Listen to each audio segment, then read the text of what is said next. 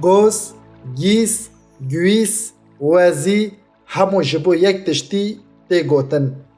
لیل هر دورکی کردستان ناوک لیکرنه. لناوی هری زیده تی بکارانینو بربلاو بویا گوزه.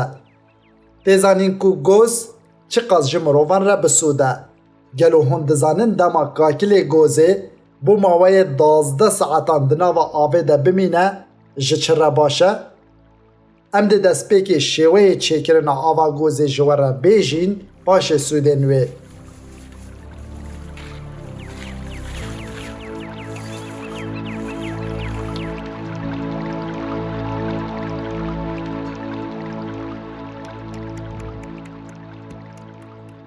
هاول بدن کاکل دو گوزان بخن برداغه کی آوه شبکی وسا دناوا آوه ده بهیلن.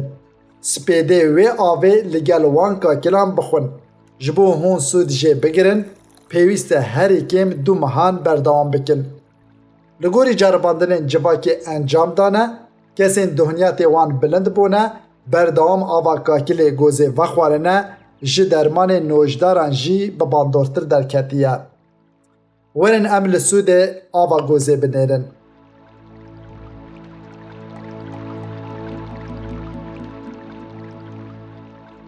جبو چرم لاش باشه. آوا گوزه او هشکاتیا لسر چرم ناهلو چرم نرم دکه. کسی لسر رو آنکو ده چرم لاش وان را پرزک درکتنه بردام آوا گوزه وخواه و او پرزک جیبه به. آلیکاریه دده سیستم حلاندنه.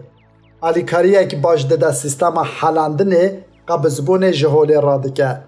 ده همان دمه ده پیشی لپرزگیره کن غازو ورماندنه دگیره. آوا گوزه مروان ضعیف دکه.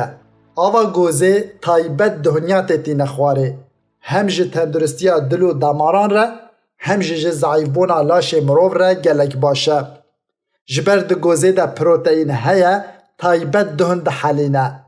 دوی هر ناوبر آوا گوزه بی بخورن. جبو او دهنیاتین بی سود و بزرر بحلینه و در بخش در به.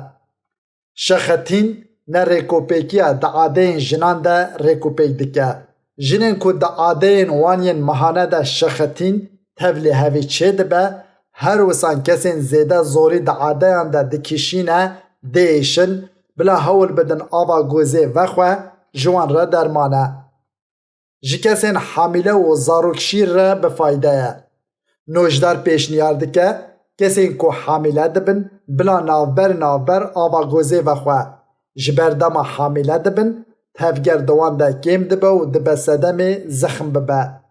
آوا گوزه دهنیات نوچه دبه ده حلینه. هر وسان کسین زاروکین وان دبه و شیر ددن زاروکین خواه ویتامینین کو ده گوزه ده کو در بازی آوه بویی یکسر در بازی نوا شیر دایی که دبه. بریکا شیر در بازی زاروک دبه. پیشی لنخوشیا آلزایمر دگره. ویتامینین کو جکاکل گوزه در بازی آوه بویی فونکسیونین مجی خورد دکه. به وی شوایی پیشی لخطریا نخوشیا آلزایمر دگره. سپاس و متمشکر.